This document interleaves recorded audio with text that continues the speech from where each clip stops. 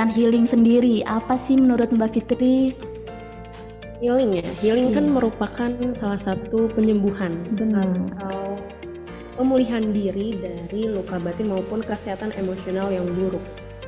Kesehatan emosional yang buruk ini mampu membuat seseorang menjadi tidak bisa melakukan aktivitas sehari-hari dengan maksimal. Mereka akan selalu merasa mudah lelah, tidak bersemangat, konsentrasi juga bisa menurun, merasa bersalah, dan banyak lainnya.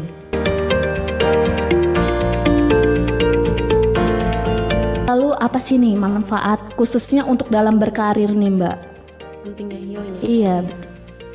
Gak sedikit ya pekerja yang mengalami stres dan tekanan ketika bekerja, apalagi dengan banyaknya beban serta tuntutan yang harus dipenuhi gitu. Seringkali mereka tuh merasa lelah secara fisik maupun mentalnya. Healing ini sangat efektif dalam menghilangkan kecemasan dan kondisi stres. Dengan fisik dan mental yang bahagia, tentu kita akan merasa bersemangat ya kan dalam melakukan pekerjaan kita gitu, dan tentunya produktivitas kita nantinya akan meningkat juga. Maka dari itu penting bagi pekerja untuk melakukan healing atau pemulihan diri ini agar dapat bekerja dengan maksimal dan mencapai kesuksesan karir.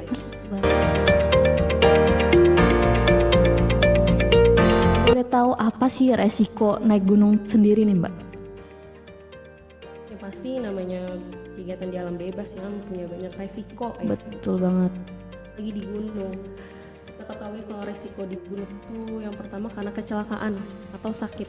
Itu biasanya terjadi hipotermia gitu, keseleo, patah tulang. Dimana hipotermia itu dimana suhu tubuh berada di bawah rentang normal tubuh biasanya, di bawah biasanya tuh 35 derajat.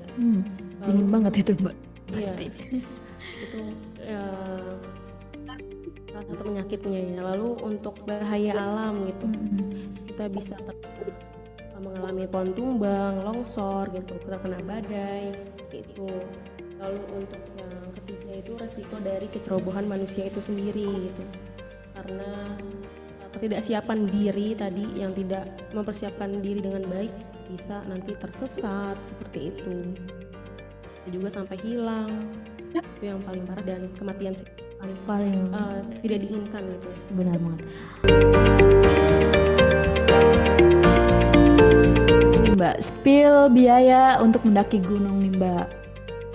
Kalau untuk Gunung Gede itu aku kan deket ya dari rumah di Jakarta, ke sana bisa naik motor paling 300.000 cukup lah ya untuk beli logistik gitu, untuk tiket masuk dan untuk makan ya kan, itu cukup sih kalau bagi aku.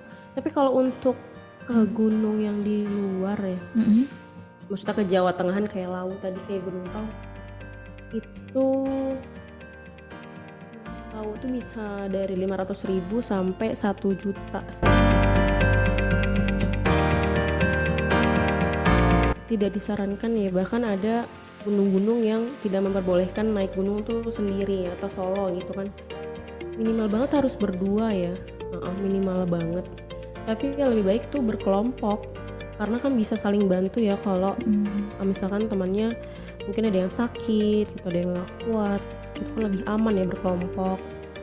Lalu kalau berkelompok juga kan lebih ringan malah kan bebannya yang dibawa, kayak seperti logistik tadi, tenda, itu kan biasa tuh yang dibawa barang kelompok tuh dibagi bebannya rata gitu, jadi lebih ringan lah beban kita.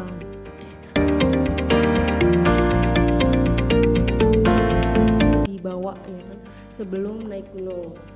Yang pertama itu ada tas. Nah, tas itu untuk besarannya itu kan disesuaikan juga dengan lamanya pendakian ya gitu, dan juga disesuaikan sama bobot tubuh kita. Jangan terlalu besar, jangan terlalu keras. Yang kedua itu shelter, biasa kita tenda ya, tenda itu wajib sih dibawa gitu untuk tempat kita berlindung kan di sana gitu. Tapi jangan lupa juga sebelum melakukan pendakian, tenda itu harus dicek apakah ada yang robek gitu, yang bolong. Yang ketiga itu baterainya sleeping bag, sangat berfungsi sih untuk menahan panas tubuh agar tidak keluar ya di saat cuaca dingin di gunung. Peralatan lainnya ya mungkin yang bisa dibawa itu yang pasti peralatan logistik, termasuk makanan, minuman, lalu peralatan masak itu juga wajib dibawa. Lalu ada jaket jaket juga nggak kalah penting. Untuk melindungi badan nih biar nggak masuk angin. Iya, udah.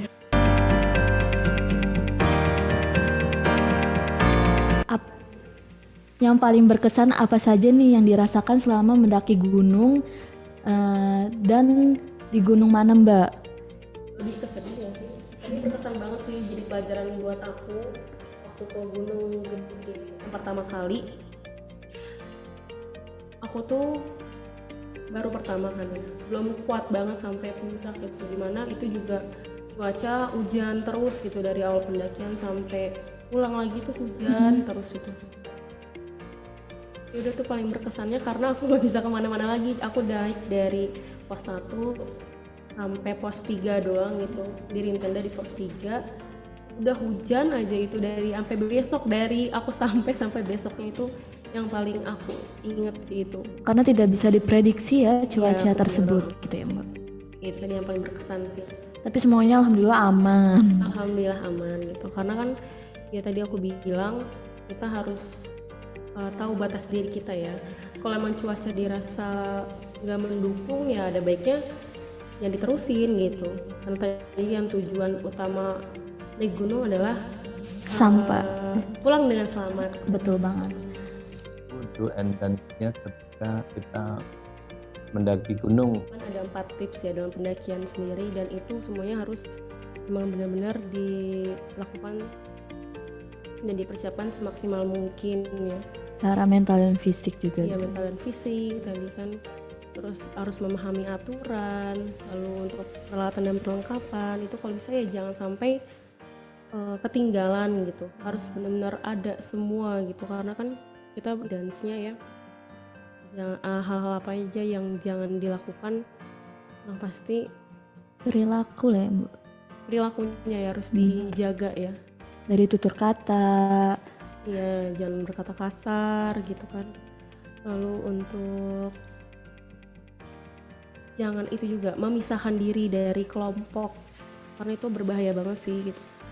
Karena sebagai pendaki pemula, Bagaimana cara mengatasi hipotermia dan bagaimana cara pertolongan pertama untuk mengatasi hipotermia tersebut nih Mbak? untuk penanganan hipotermia sendiri ya, itu tuh ada 2 tips. Yang pasti pindahkan penderita ke tempat yang lebih kering dan hangat ya. Jadi bantu ganti pakaian yang basah tadi menjadi kering gitu. Dipakaikan selimut atau sleeping bag. Kalau memang dia masih bisa merespon kita gitu, berikan minum yang hangat. Lalu yang pasti selalu pantau dan temani hingga bantuan medis tiba gitu. Kenapa nih Mbak lebih memilih healing ke gunung sedangkan masih banyak tempat healing lainnya seperti pantai atau mall atau tempat kafe nih Mbak?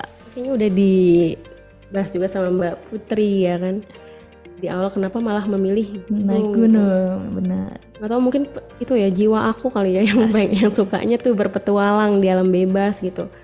Aku lebih suka emang dari diri aku sendiri ya, dari hati gitu. Sukanya lebih ke gunung sih, lebih ke tempat-tempat alam gitu. Karena banyak tantangan dan Iya. rintangan gitu ya Mbak. Nggak, dan pemandangannya itu yang indah sih. Aku lebih suka itu aja.